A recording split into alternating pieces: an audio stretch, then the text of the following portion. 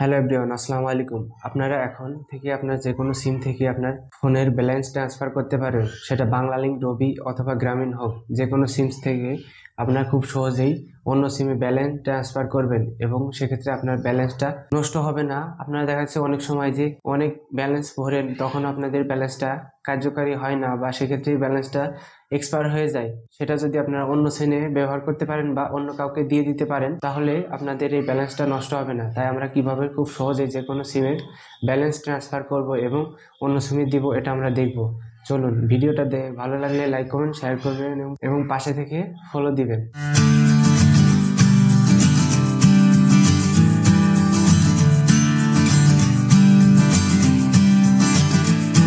ভিডিওটা কন্টিনিউ করার জন্য লাইক, কমেন্ট এবং সাবস্ক্রাইব করুন। আমরা খুব সহজেই কিভাবে এক সিম থেকে অন্য সিমে ব্যালেন্স ট্রান্সফার করতে পারি।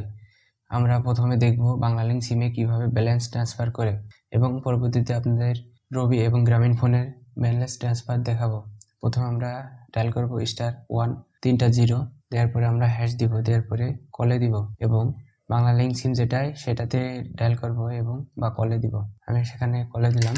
দেওয়ার পরে সেখান থেকে দেখবেন আপনাদের একটা get your balance transfer pin, তার মানে আমাদের একটা ট্রান্সফার পিন তৈরি করতে হবে। তার জন্য ওয়ান চাপবো এবং সেন্ডে ক্লিক করব এবং সেন্ডে ক্লিক করলাম। করার পরে আমাদের একটা বাংলালিংক সিমের জন্য একটা পিন দিয়েছে, এটা আমরা লিখে রাখবো।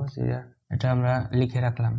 তারপরে পরবর্তীতে আমরা আবার ডায়াল করব 1 0 3টা 0 আর কি, হ্যাশ। তারপরে আবার সেমভাবে প্রসেসিংয়ে যাব। তারপর আমাদের এখানে দেবে balance transfer, change pin, forget registration pin. আমরা ব্যালেন্স ট্রান্সফার করব, তাই এক চাপ দিলাম এবং সেন্ড করলাম। করার পরে আপনার যে পিনটা পেয়েছেন সেটা দিতে হবে। এখানে 4207 দিলাম। এটা দেওয়ার পরে আপনার নাম্বার দিতে হবে, আপনি কোন নাম্বারে টাকা পাঠাতে চাচ্ছেন। আমি র্যান্ডমলি একটা নাম্বার দিয়ে দিচ্ছি, নাম্বার দিয়ে দিলাম। দেওয়ার পরে সেন্ড করলাম। সেন্ড করার পরে আপনাদের এখানে 10 টাকা থেকে 100 টাকা পর্যন্ত যে কোনো অ্যামাউন্ট দিতে পারেন। আমি 10 টাকা দিয়ে দিলাম। দেওয়ার পরে আপনারা এখানে দেখতে পারবেন ব্যালেন্স ট্রান্সফার সাকসেসফুলি।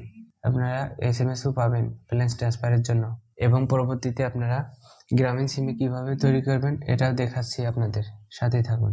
গ্রামীণ সিমের জন্য আপনাদেরকে ডায়াল করতে হবে *121 *1500 হ্যাশ, তারপর কলে দিতে হবে। 2 নম্বরের গ্রামীণ সিম, আমি 2 কলে দিলাম। এরপর আপনাদের আসবে একটা রেজিস্ট্রেশন নামে একটা অপশন। আমরা রেজিস্ট্রেশন করলেই আমরা একটা পিন পাবো। এখানে আমরা রেজিস্ট্রেশন করব, তার জন্য 1-এ চাপ দিব।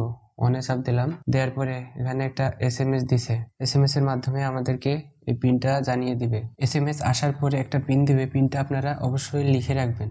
তারপর আবার আমরা ডায়াল করব *121 *1500 হ্যাশ দিয়ে কলে দিব এবং গ্রামীণের উপরে চাপ দিব। তারপর আমাদের এখানে একটা প্রসেসিং হবে এবং এখানে কিছু মেনু শো করছে। এখান থেকে আমরা কি করব, ব্যালেন্স ট্রান্সফার দিয়ে চাপ দিব।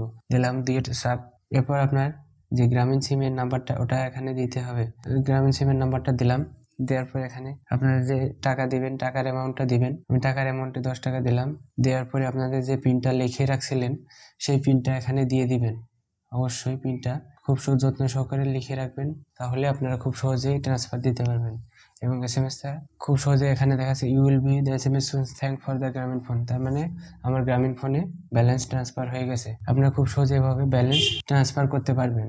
আপনারা রবি সিমের জন্য ব্যবহার করবেন *140 *6 2 হ্যাশ, এরপর কলে দিবেন।